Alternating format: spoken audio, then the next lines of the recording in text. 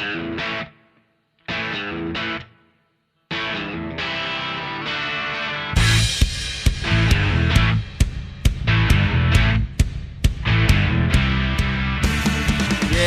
welcome back, everyone. Welcome back, listeners.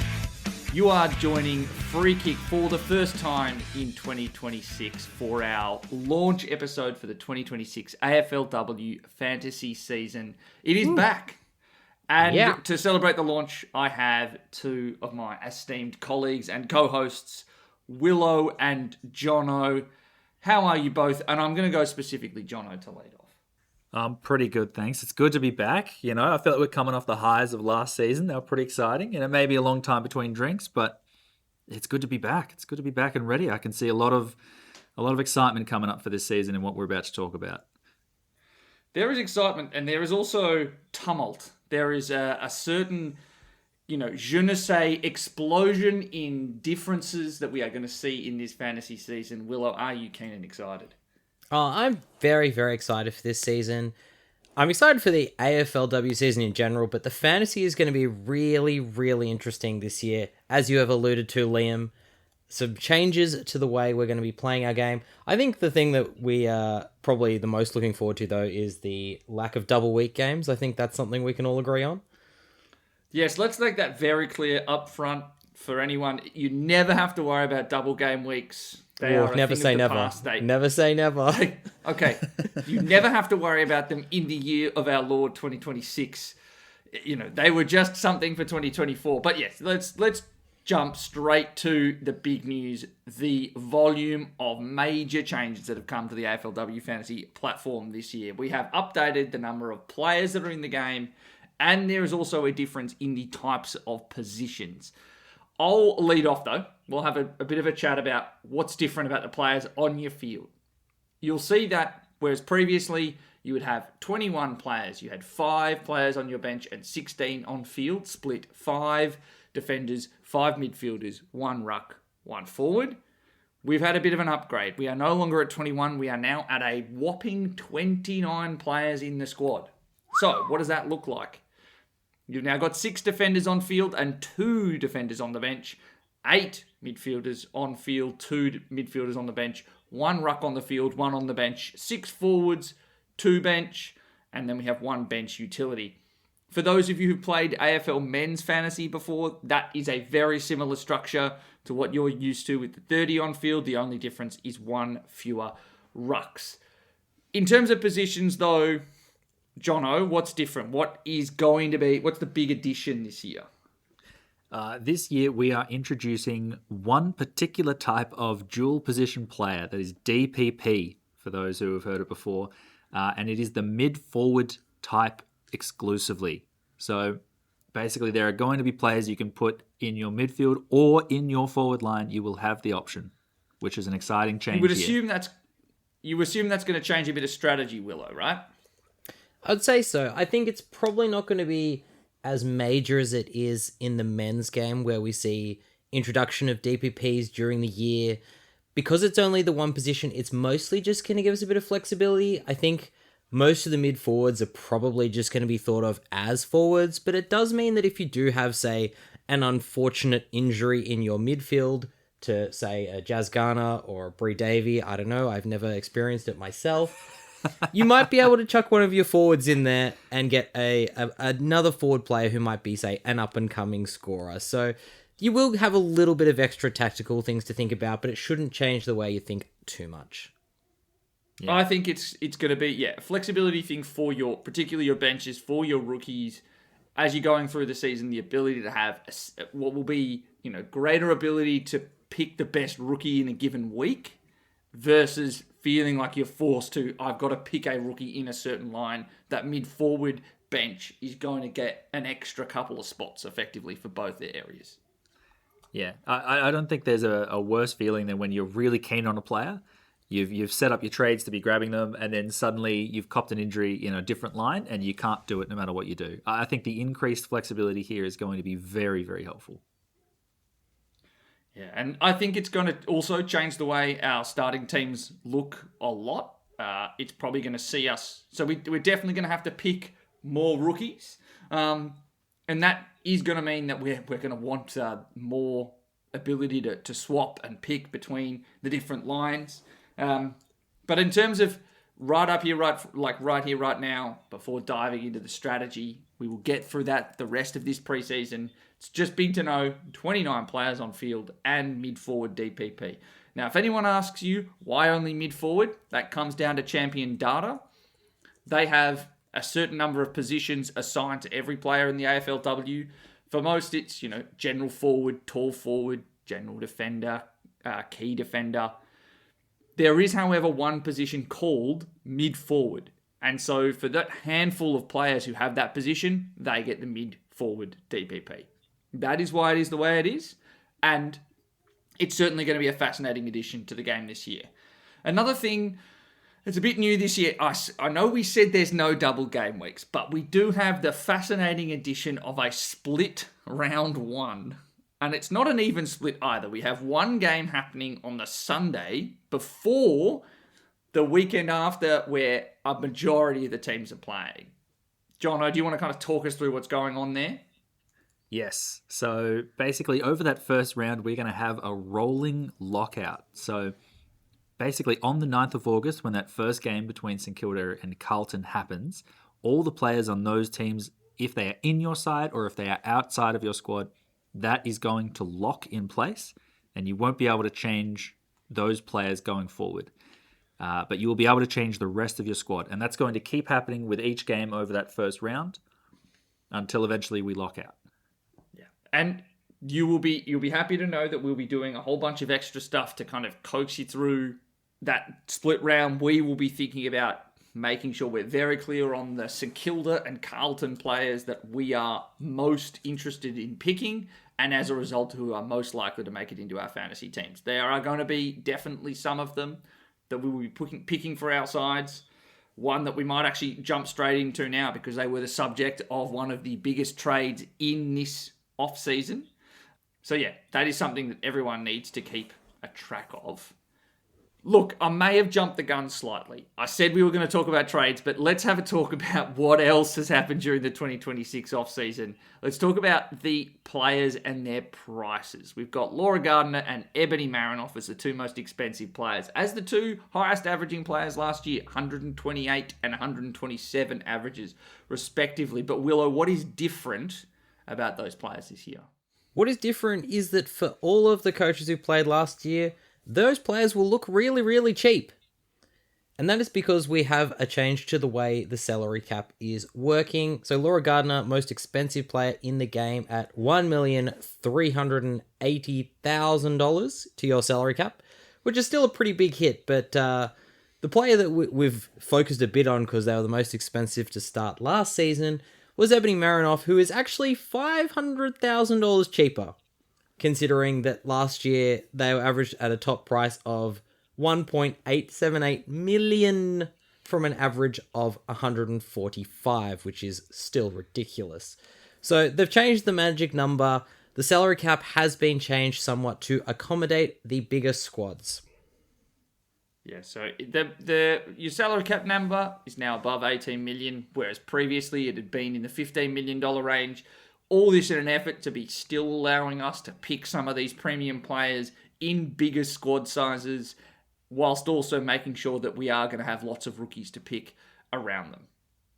Well, that's what I was going to ask, Liam. We've gone from having, we've talked about the top end here, but what's changed at the bottom end? What's happening with our rookie priced players?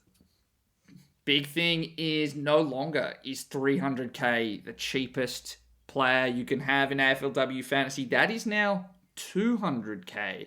And that gives us masses of flexibility, a massive ability to pick more, particularly of those higher priced rookies, those highly drafted rookies that previously had been up at 450k. They're now going to be maxed out at 300. That's huge. That's huge for the brand. That's huge for the game. That's huge for your benches. And that's really what it's in an effort to get. It's make sure that we can get all these rookies onto our benches. I guess the other question there, Liam, is with this sort of flatter salary cap structure, are we expecting the massive jumps in prices like we've seen in previous years? We're still going to be seeing changes in prices. That is certainly not going to change. It's not going to change as much as the rest of the structural changes. But I think what's going to be important, I think the biggest thing to talk about now is that previously we had squads of 21. We had 33 trades for the season, 3 trades each week for the 12 rounds of the AFLW season. We're now going to 33 trades for a squad of 29. That means that the rookie players and your premiums, you need to make sure that you're picking players that you think are good. And so having a bit of a more equitable, salary cap structure in our teams gives us the ability to pick more of particularly those rookies that play early. Whereas in the past, we didn't have many spots for them. They were often all midfielders. We were having to whittle it down to just a couple of rookies and then taking stabs elsewhere. Well, that's a bit about what has happened in the off-season. Players have gotten cheaper. But players have also been traded across the real AFLW teams. And I think that's the first thing we want to talk about from the off-season. I talked about Carlton players. I'm going to lead off with a trade that I want to talk about, and that is Claudia Whitford going from the wooden spooning Gold Coast Suns across to Carlton, where I think that she will be one of the most important AFLW fantasy options this year. However, there were a whole stack of other massive trades. Hatchard has gone to Gold Coast. Taylor Smith, former league leading goal kicker, has gone to Sydney. Eden Zanker, another league leading goal kicker, has gone to Fremantle. Zoe Prowse, the important young utility for Adelaide, has moved across to Essendon. Grace Egan, former Richmond midfielder, has moved to the Adelaide Crows. Ellie Hampson has gone across to Port Adelaide. Alongside Claudia Whitford, Lauren Bella and Brooke Boylow have moved to Carlton. And then one of the most important AFLW fantasy defenders, Tilly Lucas-Rod, alongside Poppy Bolts, have gone to the GWS Giants. Those were the big names from a real AFLW perspective. There were also some very fantasy relevant names in there. But if I had to throw it to the pair of you to talk about maybe some fantasy relevant movements, who are you looking at? I'll probably start off then. I'm pretty excited with what's happening at Richmond. I think there's a lot of change going on this offseason. And Dana East coming across from Fremantle and Georgia Stubbs from North Melbourne are both very, very talented players. And I think are going to feature pretty heavily in that midfield rotation at some point this year. So they're two that I'm very keen to keep an eye on. So Dana East from the West is coming east. That's exactly right. Just to keep things clear in everyone's mind. Yeah. Yep. East has come from the West East. Perfect. Willow, what do you think? I think the mid-forward DPP can probably be best utilized by a player like Anne Hatchard. The Anne Hatchard one really, really interests me. I think the other one that I'm actually quite interested in is a less low-key one, which is, we're heading back to the West, which is Keely Skepper and Ellis Locum going to the West Coast Eagles. So the Eagles midfield probably hasn't quite had the depth that it's needed in a few of the last seasons that we've seen. Keely Skepper, formerly a very, very good scorer at Carlton, only averaged 35 last season, fell out of favour, and is now going to the Eagles, hopefully to get a bit more opportunity again. Ellis Locum, untried, also sounds like could be in that midfield group. Two cheap options that could be very, very fantasy relevant, much like our Richmond players who have gone from west to east. That is beautiful. Excellent summary. Couldn't agree more. Let's also talk about, though, not just the trade movements, but some retirements or players who are injured or inactive for the season. Jono, do you want to give us a quick rundown on the key names that we need to think about? Yeah, I think there's a lot of players that we're used to seeing on the field that are going to be disappearing this season. So obviously the big headline that everyone's heard about recently is Chelsea Randall retiring from the game, an absolute champion. But the Adelaide Crows have a couple other players who won't be there this season. Daniel Paredes, who formerly known as Daniel Ponta, is going to be inactive for the season due to pregnancy. And then Stevie Lee Thompson has also retired at the end of last season. Absolute superstar ruck Brianne Harrington is also going to be missing this season for the Blues. with her pregnancy. And then Kat Smith at the Giants retired. Georgia Clayton is also going to be inactive this season. Meg McDonald, the former captain of Geelong, has retired. Emily Everest has done her ACL, is going to be inactive for the season for the Hawks, alongside Eileen Gilroy, who was retired as well. Jodie Hicks at Richmond, who played quite a few games for them last year after moving across from the Giants a couple seasons back, has retired. And Rebecca Privatelli, who was kind of that key target for the Swans for quite a few years there, has retired as well. And then over in the West, we've got Ali Drennan, also inactive for 2026. And a little bit less West, but still West, Maggie Gorham at the Bulldogs is going to be inactive in 2026 as well. This is just a lot of the players who played plenty of games last season. There's a lot more players who are inactive or retired, but plenty of whom were best 21 names as well. Players like Anya Tighe, who's going to be stepping aside this season again. But this list, I suppose, that I've given is just players who played quite a few games in 2025. Well, I'm hearing a lot of things that point in the direction of changing winds at the Adelaide Crows. Chelsea Randall, Daniel Paredes, Stevie Lee Thompson, Anne Hatchard, and then new coach, because Matthew Clark is gone, and in his stead is Ryan Davis. A lot of coach movement this offseason, more so than I can remember. So it's obviously a new coach for Adelaide. Mick Stanier has gone from Melbourne to Geelong, so he's moved west. Melbourne has brought in Tom Wilson.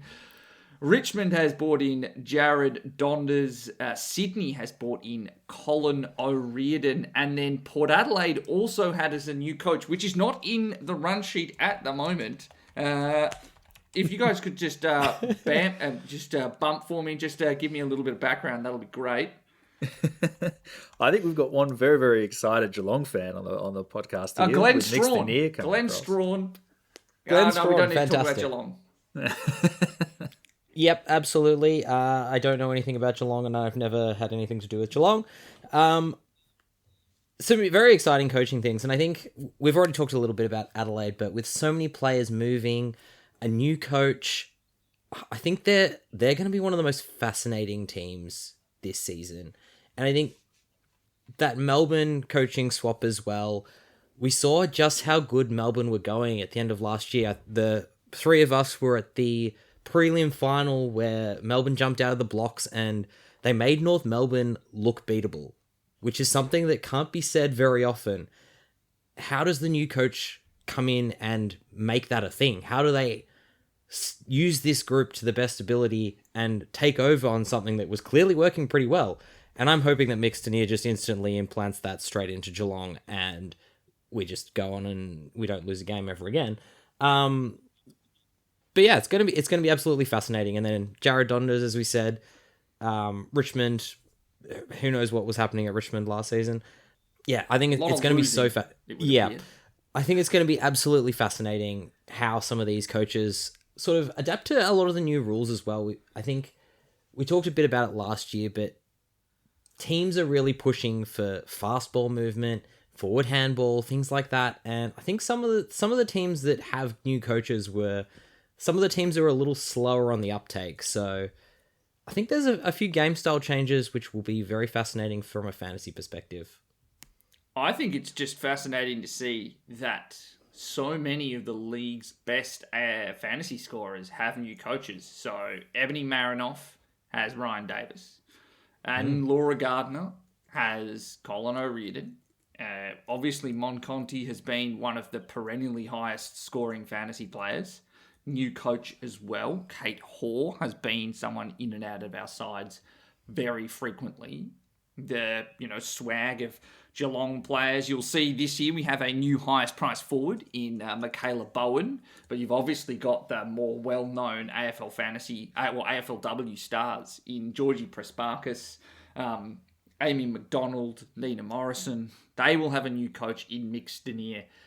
Going to be a massive preseason for watching what new coaches are doing to game plans that have previously fostered extremely high scorers. I think that Noffy and Gardner are both big watches because, Ebony Marinoff is the captain, but had been under the one coach for her entire career. It'll be fascinating to see if she's given the same license, the same role.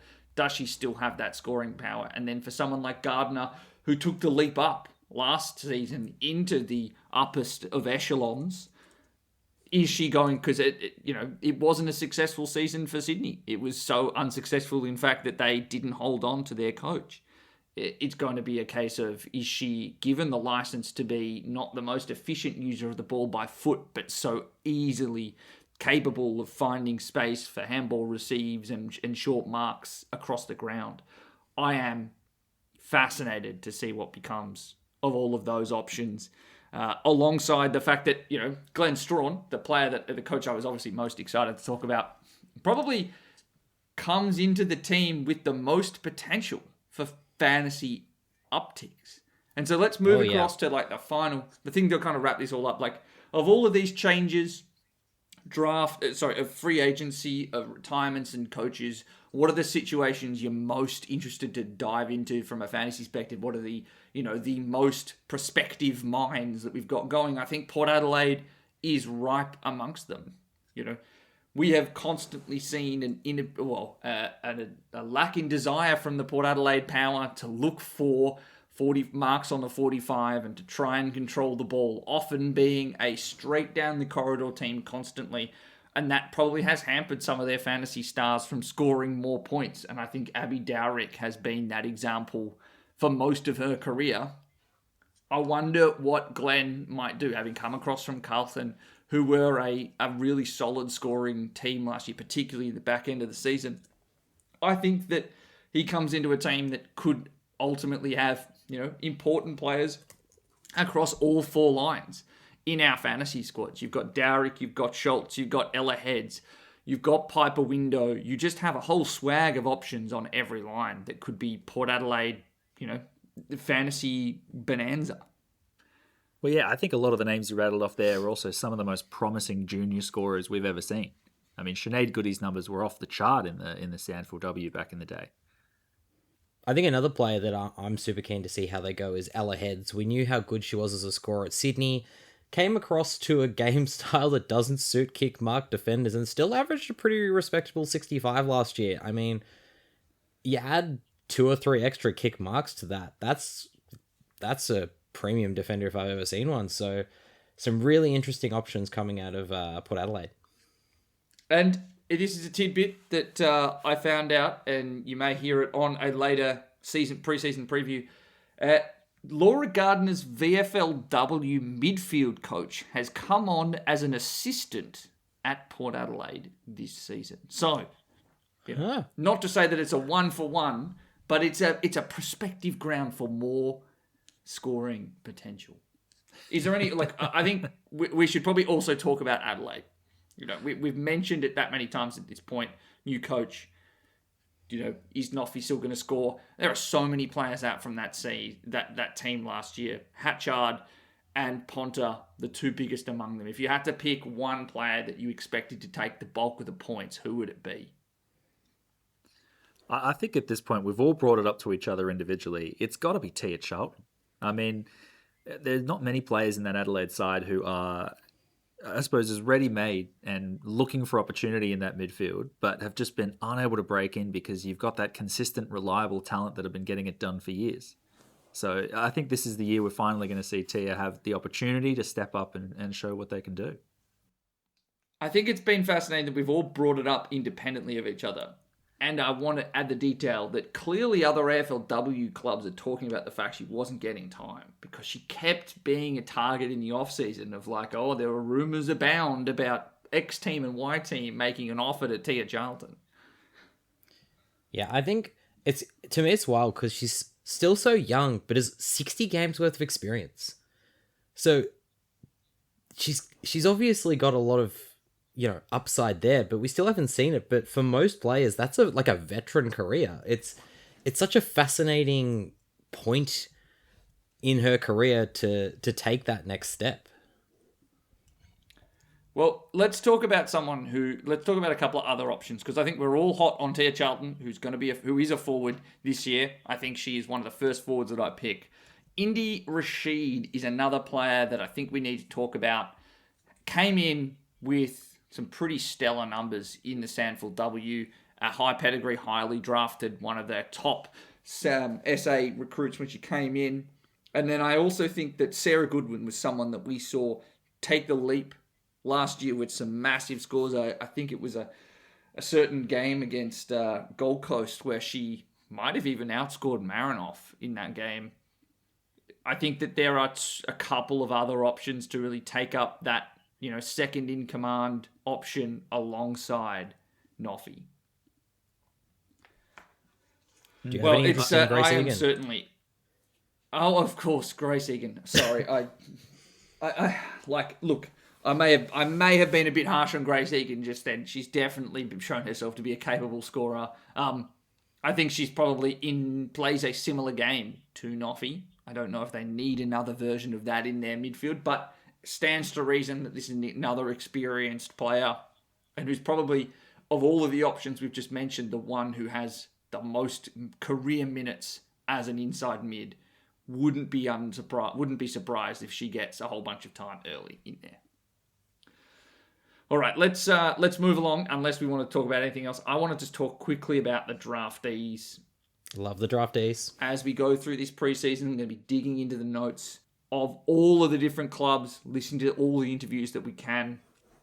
I'm going to throw to you, Jono. Give us a list of the ones that you're most interested in talking about at this point in the preseason. Yeah, there's a lot of talent coming through the draft. I think I've just put out a few names here that I think are, I suppose, the early contenders for people that I'm expecting to debut early and look like they're going to have, prominent fantasy careers ahead of them. The Giants had picks 2 and 3 in the draft, and they've drafted Scarlett Johnson and Kiera Yerbury, both who look like very, very exciting mid-forward mixes. The Crows picked up Chloe Bown, who I'm very excited to talk about, and is the first player that comes to mind when we talk about a player that might get opportunity in that Adelaide midfield after Tia Charlton. Sydney has picked up Alex Nayland, Collingwood Imogen Trengrove. The Bulldogs picked up Mizuki Brothwell as a defender, and then the Gold Coast picked up so many players in this draft. It's actually unbelievable. I think they had 6 of the top 15 picks, which is just unbelievable. Absolutely wild. The amount of talent they've managed to bring in. Yeah, unbelievable. But I think Sunny Lappin, Ava Usher, and Georgia Davis are 3 players that I'm expecting we're going to be seeing a lot of, and a lot of quite early as well. Yeah, that recruiting class for the Suns across their last couple of seasons, the volume of players they've had come out of their academy is truly ridiculous. As we get to the end of it, if we want to talk about one player that we haven't mentioned so far that is near the top of your first picked in your fantasy side, who would it be? I'm going to go first. It's Havana Harris. Talked about by Lily Mithen as the unicorn. She is a forward this year, priced in the 60s. I think she's just looked so good. I think that she will be the focal point for the entire team. That to me stands out as a potential superstar, 80 plus.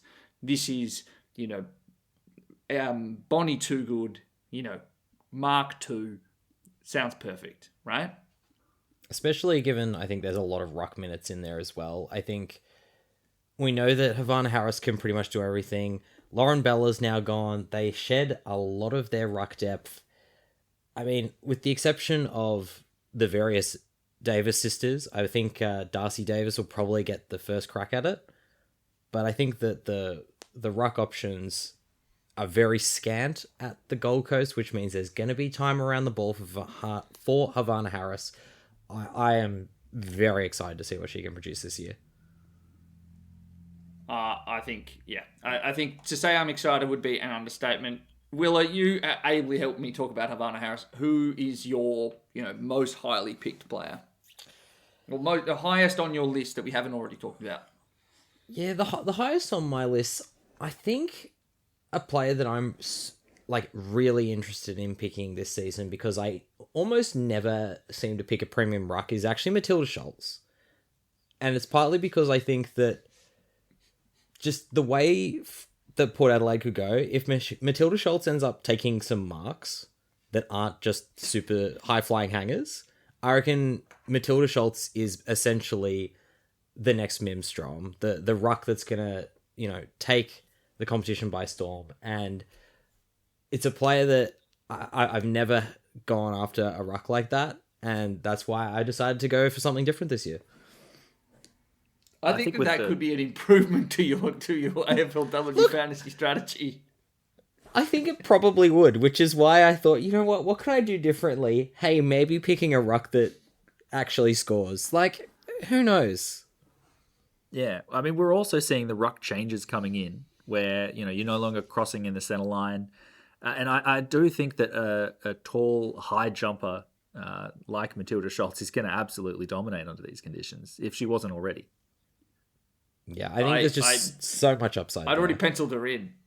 I'd already penciled her into my side. Like, I think she's going bigger and better things, and she's already average over 95. Absolutely. Jono, who's your player? Who's your high on the pick list so far? Who's already made it in your squad? Yeah, look, I mean, I had mentioned her name before, but Chloe Bowen is one that I really think is going to be one of the rookies to watch this year. We're talking best and fairest in the Coates Talent League, averaged 125 playing down there for fantasy points per game. I think with the opportunity coming in the Adelaide midfield, that's a player that I'm very, very keen to watch over this preseason. And another is, it's more of a loose concept, I suppose, but the Hawks have lost a lot of talent coming off that half-back line and a lot of how they transition forward through the wings. So Emily Everest, Tilly Lucas-Rod, Eileen Gilroy, all out of that side. And I think the Hawks are going to start experimenting a little bit off half-back. One of the players that I have heard about playing back there is a former midfield draftee of the Hawks, Lavinia Cox. And I'm very, very interested to see if she does move to half-back as a distributor. That is one to watch that I definitely have penciled in my watch list. Lavinia Cox is not a name that I had thought about at any point this off-season. No, I'm not confident on it, but it's one that I'm willing to throw out as a complete smoky in our first episode for the season. that is the smokiest of the smoky, but it is going to be tough at playing as a midfielder. But I think it's worthwhile throwing that name out there. Well, I think now is just we're nearly time to wrap it all up. Let's just talk about, though, what free kick content is going to look like for season 2026 on the official AFLW Fantasy platform through the AFLW website. You will be getting this episode, surprisingly, our line-by-line preview series. You'll be getting articles written by myself and Jono on the website talking about the players to pick for the upcoming season. We've got a whole bunch of content that comes out around the practice matches, which are happening in a few weeks. And then you'll be getting a whole bunch of things coming out as the season wraps around. You might get a few team releases as well. And then on the Free Kick podcast pathways, you'll be getting our club by club episodes, which have already started. They started yesterday with the Gold Coast Suns, which is why and if you have been listening and not surprised that Havana Harris is someone that I'm extremely excited to pick for this year. You'll also, and that means that for every one of those team previews, you will be getting an interview with a player, which is extremely important to us. You'll be getting daily uploads on weekdays. So that is going to see a lot of content getting pumped out across the season. In general, though, you'll be getting our team previews Tuesday, Wednesday, Thursday, and then it will be an official AFLW Fantasy podcast episode Mondays and Fridays. Don't hold us to that. Things do change. There are still some teams out there that are holding us to ransom with player interviews, which is really making our life just a delight. It's a bumper episode. It is an absolute bumper. Oh, it's a bumper preseason. I talked about it on our little season trailer that we are, things are cranking at the Free Kick Fantasy Content Factory.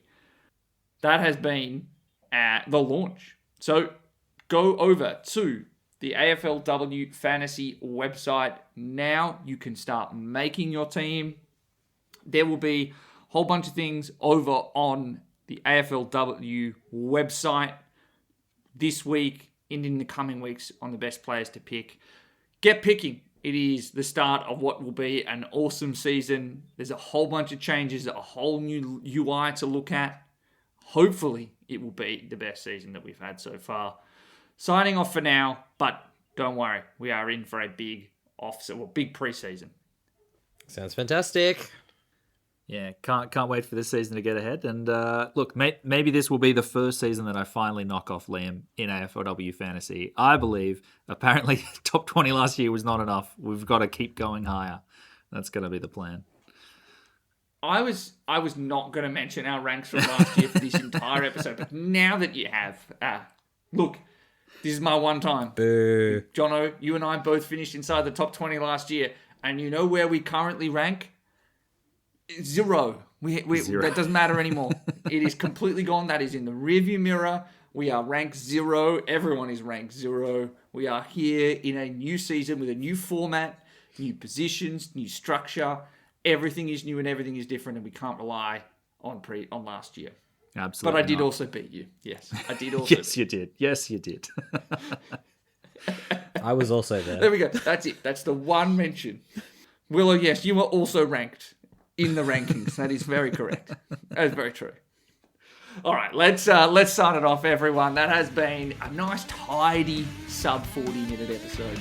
I'm sure we will be doing that for the entire not season whatsoever. We have so many things to talk about. Signing off for now. Ciao. Yeah. Bye.